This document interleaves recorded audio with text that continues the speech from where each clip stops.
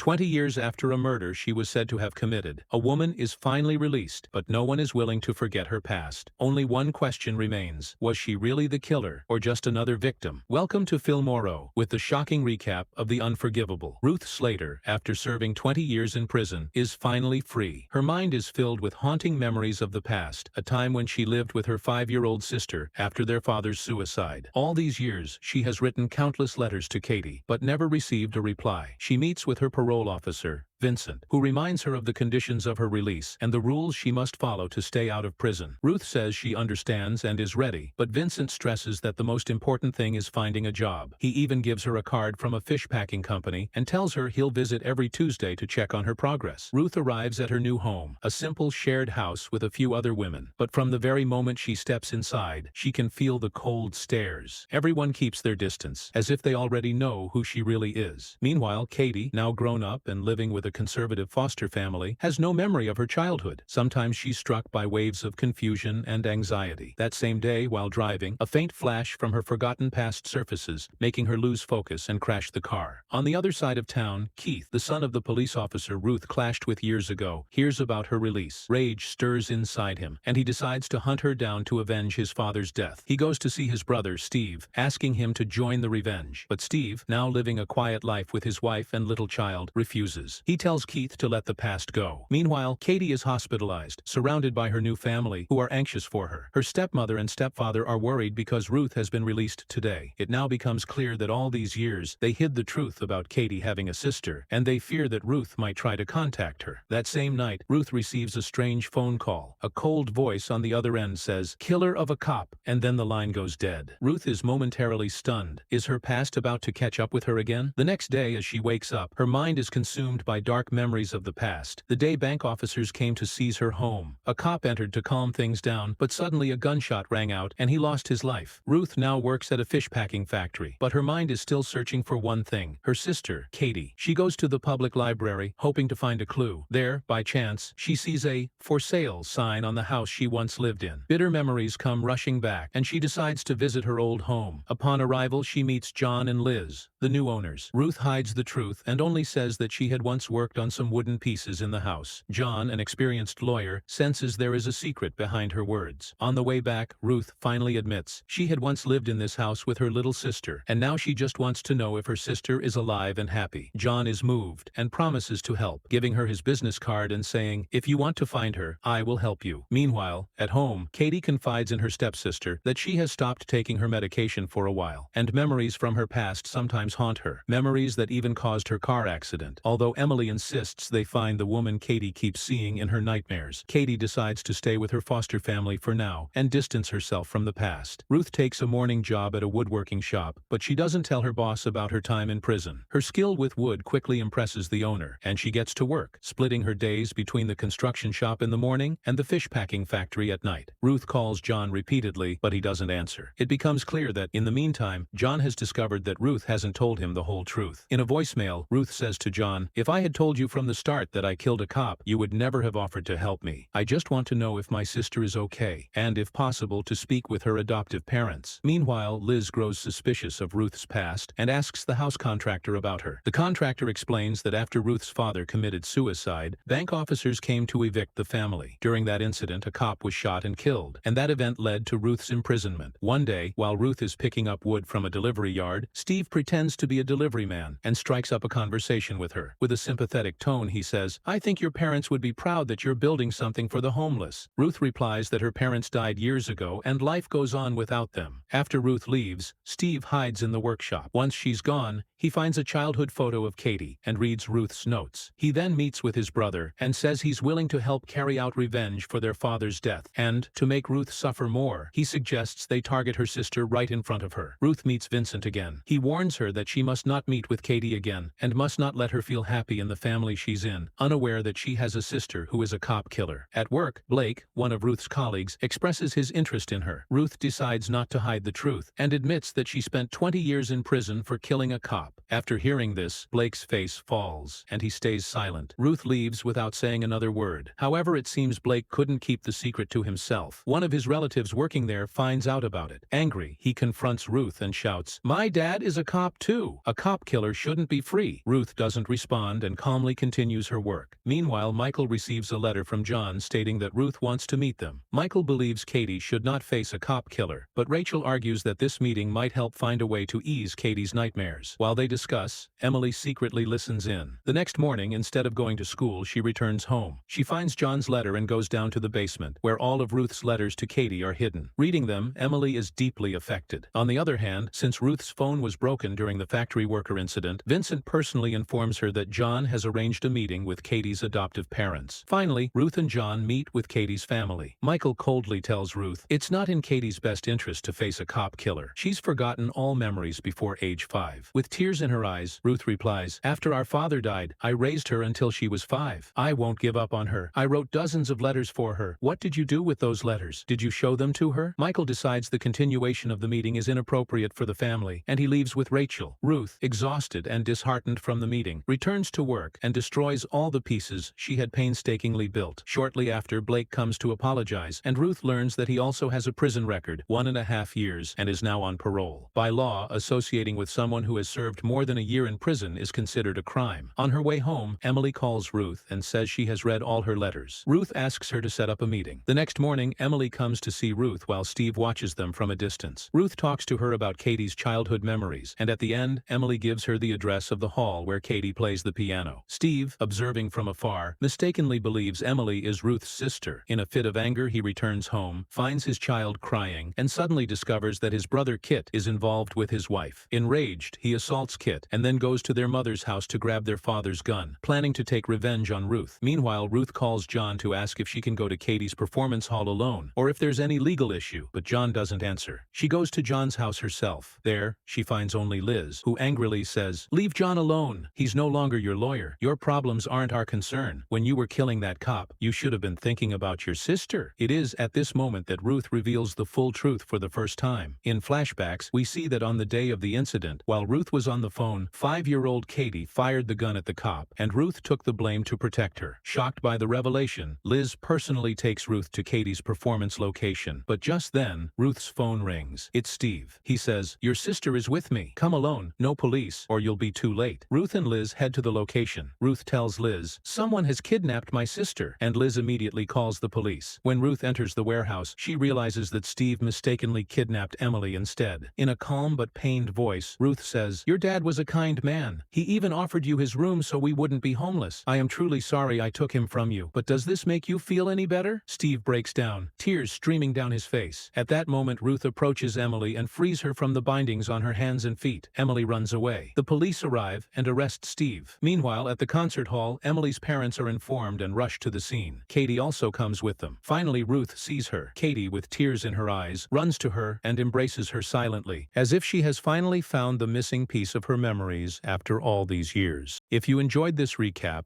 don't forget to hit that like button, and most importantly, make sure you subscribe right now.